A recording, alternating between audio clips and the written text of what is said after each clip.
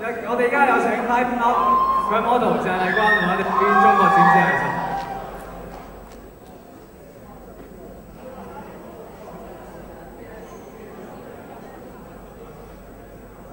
Hello， 大家好，我係放 5D 扮演員楊達輝。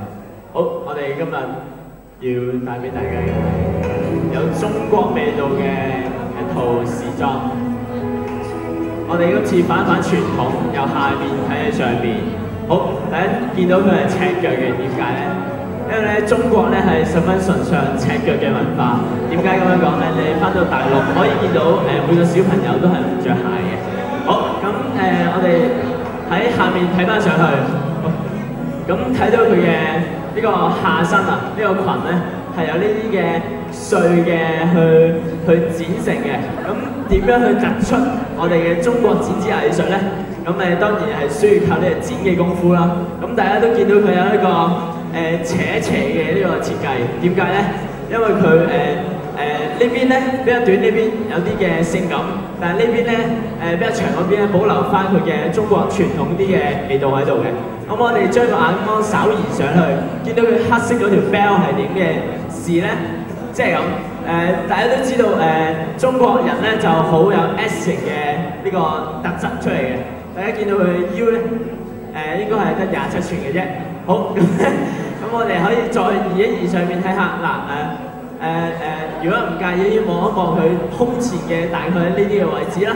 咁可以見到左邊咧係有啲嘅汽水嘅一啲拍開佢嗰啲叫做拉罐，冇錯，係做一個設計呢個特色嘅。咁另外喺右邊方面咧有一個剪紙，類似一個獅子，唔係老虎，係黑色嗰嚿嘢。總之係黑色嗰嚿嘢係好突出嘅。咁喺佢膊頭嘅位置咧，有啲叫流蘇，我哋行家咧稱佢為流蘇嘅一啲嘅設計啦。咁防止一啲嘅走光嘅現象出現啦嚇。咁咧就舉一格咧都冇問題嘅。咁我哋將個焦點擺喺佢頭部先。佢頭部咧，大家可以 show 一 show 俾佢嚟睇下。評判都不妨留意下，係相當之精緻嘅。咁咧你可以見到當中有5D 啦，仲有一啲剪紙嘅一啲嘅藝術喺度。知道各位評判都好識欣賞㗎。另外我哋真係要講下佢嗰個袋啊。佢袋係咩事咧？就係有呢個好環保嘅氣息喺度，就係用呢個廁紙盒所組成嘅。